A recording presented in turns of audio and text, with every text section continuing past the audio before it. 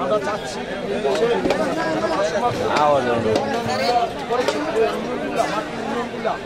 রাখার জন্য আমাদের রামগতির মানুষের প্রয়োজন এবং রামগতির মানুষের চিন্তা চেতনা থাকে সবসময় যে স্থানীয়রা রামগতি উন্নয়ন হবে না।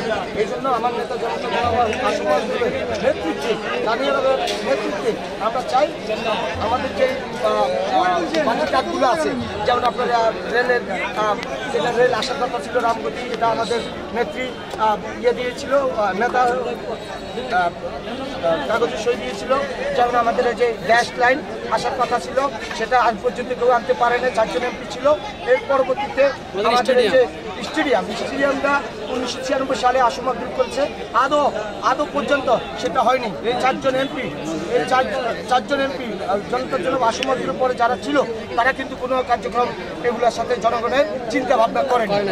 আর বুলুয়ান নদী খনন যেটা এখন দেখা যাচ্ছে জলশ্বাস হয়ে রয়েছে, এই জলশ্বাসের বড় সমাধান হচ্ছে এটা খনন করা। এই খনন করা থেকে কীভাবে রামগতির মানুষ ইরিচ চাষগুলো এবং চাষাবাদগুলো করতে পারে, মানুষের বসবাস উপযোগী হয়। কারণ এবছর আপনারা কেমন আশাবাদী বর্তমানে সামনে নির্বাচনকে কেন্দ্র করে? যেমন তারেক জিয়া জুড়ের নেতা, উনি বলেছে যে কারো মুখের দিকে যেন কেউ না তাকিয়ে না ঘুরিয়ে থাকে। আমরা চাচ্ছি যে জাতীয় নেতৃবৃন্দদের, যেটা আমাদের নেত্রী তানিয়া রব্বে রামগতির এই সংসদ আসনের লক্ষ্মীপুর চায়।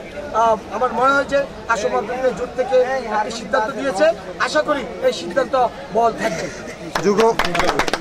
ঠিক আছে, থ্যাংক ইউ।